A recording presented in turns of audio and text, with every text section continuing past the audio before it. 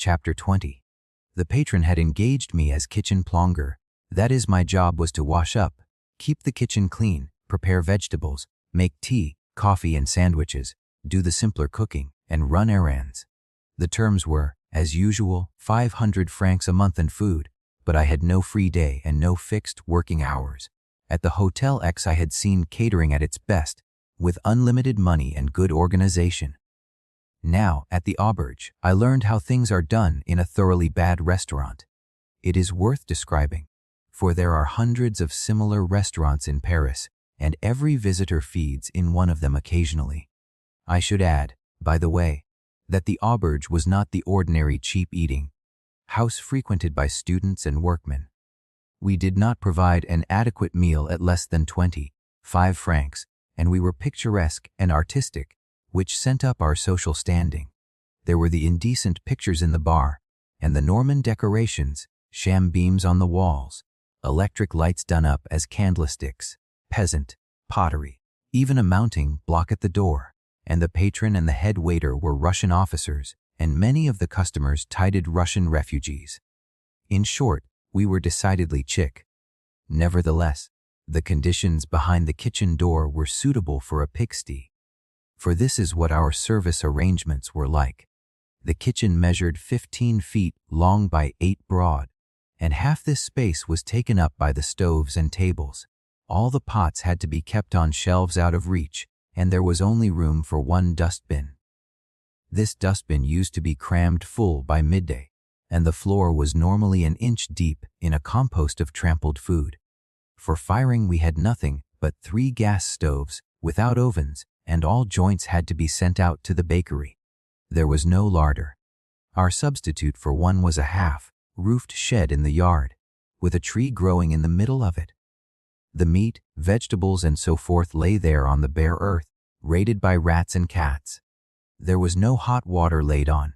Water for washing up had to be heated in pans, and as there was no room for these on the stoves, when meals were cooking, most of the plates had to be washed in cold water. This, with soft soap and the hard Paris water, meant scraping the grease off with bits of newspaper.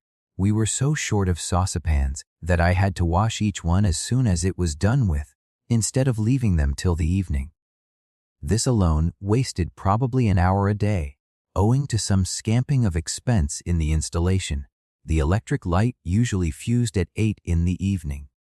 The patron would only allow us 3 candles in the kitchen, and the cook said 3 were unlucky, so we had only 2. Our coffee grinder was borrowed from a bistro nearby, and our dustbin and brooms from the concierge. After the first week a quantity of linen did not come back from the wash. As the bill was not paid, we were in trouble with the inspector of labor, who had discovered that the staff included no Frenchmen. He had several private interviews with the patron, who, I believe, was obliged to bribe him. The electric company was still dunning us, and when the duns found that we would buy them off with aperitifs, they came every morning. We were in debt at the grocery, and credit would have been stopped. Only the grocer's wife, some mustachioed woman of 60, had taken a fancy to Jules, who was sent every morning to cajole her. Similarly, I had to waste an hour every day haggling over vegetables in the Rue du Commerce to save a few centimes. These are the results of starting a restaurant on insufficient capital, and in these conditions the cook and I were expected to serve 30 or 40 meals a day, and would later on be serving 100. From the first day it was too much for us. The cook's working hours were from 8 in the morning till midnight, and mine from 7 in the morning till 12:30 the next morning. 17.5 hours, almost without a break. We never had time to sit down till 5 in the afternoon, and even then there was no seat except the top of the dustbin. Boris, who lived nearby and had not to catch the last metro home, worked from 8 in the morning till 2 the next morning, 18 hours a day, 7 days a week. Such hours, though not usual, are nothing extraordinary in Paris. Life settled at once into a routine that made the Hotel X seem like a holiday. Every morning at 6 I drove myself out of bed, did not shave, sometimes washed, hurried up to the Place d'Italie, and fought for a place on the metro. By 7 I was in the desolation of the cold, filthy kitchen, with the potato skins and bones and fishtails littered on the floor, and a pile of plates, stuck together in their grease, waiting from overnight. I could not start on the plates yet, because the water was cold, and I had to fetch milk and make coffee, for the others arrived at 8 and expected to find coffee ready.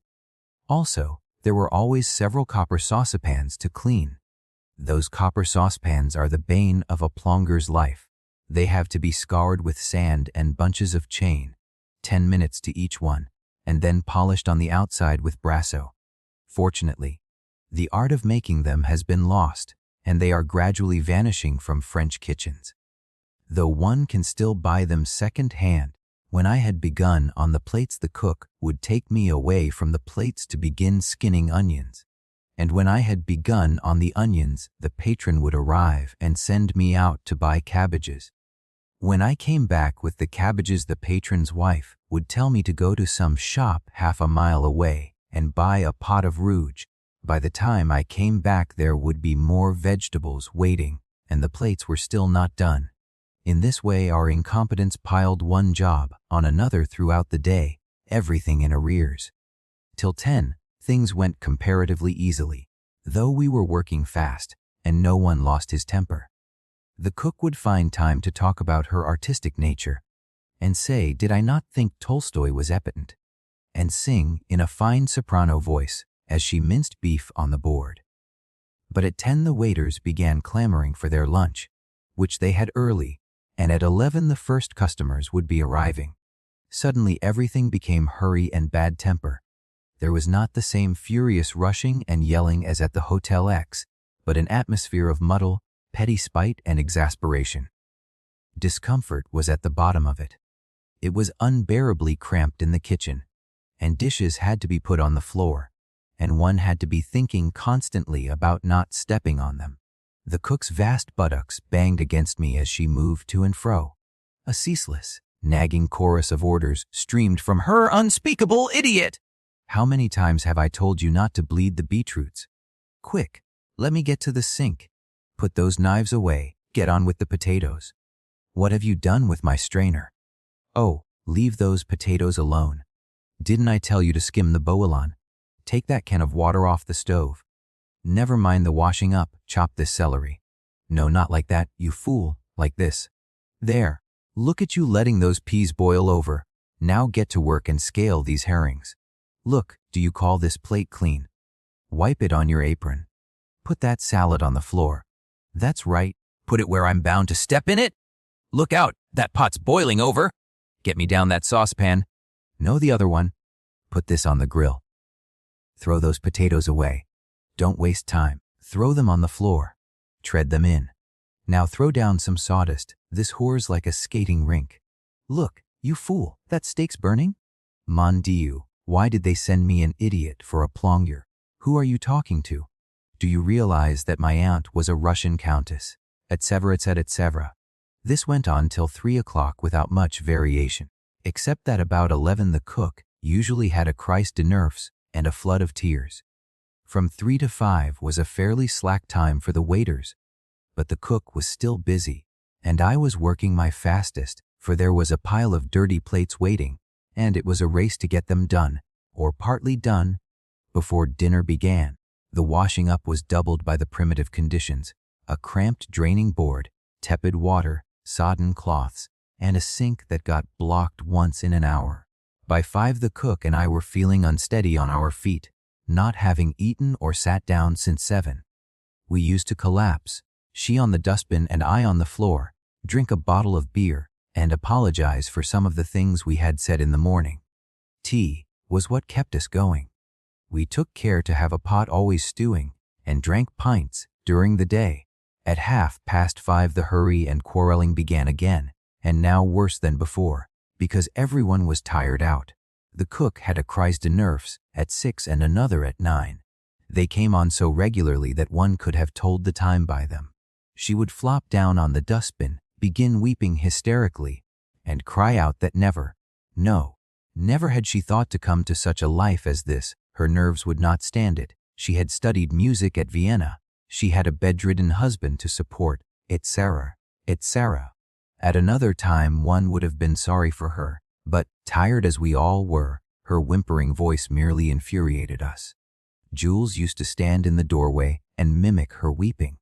The patron's wife nagged, and Boris and Jules quarreled all day because Jules shirked his work and Boris, as head waiter, claimed the larger share of the tips. Only the second day after the restaurant opened, they came to blows in the kitchen over a 2 francs tip, and the cook and I had to separate them. The only person who never forgot us manners was the patron. He kept the same hours as the rest of us, but he had no work to do, for it was his wife who really managed things. His sole job, besides ordering the supplies, was to stand in the bar smoking cigarettes and looking gentlemanly, and he did that to perfection. The cook and I generally found time to eat our dinner between 10 and 11 o'clock. At midnight, the cook would steal a packet of food for her husband, stow it under her clothes, and make off, whimpering that these hours would kill her and she would give notice in the morning. Jules also left at midnight, usually after a dispute with Boris, who had to look after the bar till 2. Between 12 and 1:30, I did what I could to finish the washing up. There was no time to attempt doing the work properly, and I used simply to rub the grease off the plates with table, napkins. As for the dirt on the floor, I let it lie, or swept the worst of it out of sight under the stoves. At 12:30 I would put on my coat and hurry out. The patron, bland as ever, would stop me as I went down the alley, way past the bar. "Mais mon cher monsieur, how tired you look! He please do me the favor of accepting this glass of brandy." He would hand me the glass of brandy as courteously as though I had been a Russian duke instead of a plongeur. He treated all of us like this. It was our compensation for working 17 hours a day. As a rule, the last metro was almost empty, a great advantage, for one could sit down and sleep for a quarter of an hour. Generally, I was in bed by 1:30. Sometimes I missed the train and had to sleep on the floor of the restaurant, but it hardly mattered, for I could have slept on cobblestones at that time.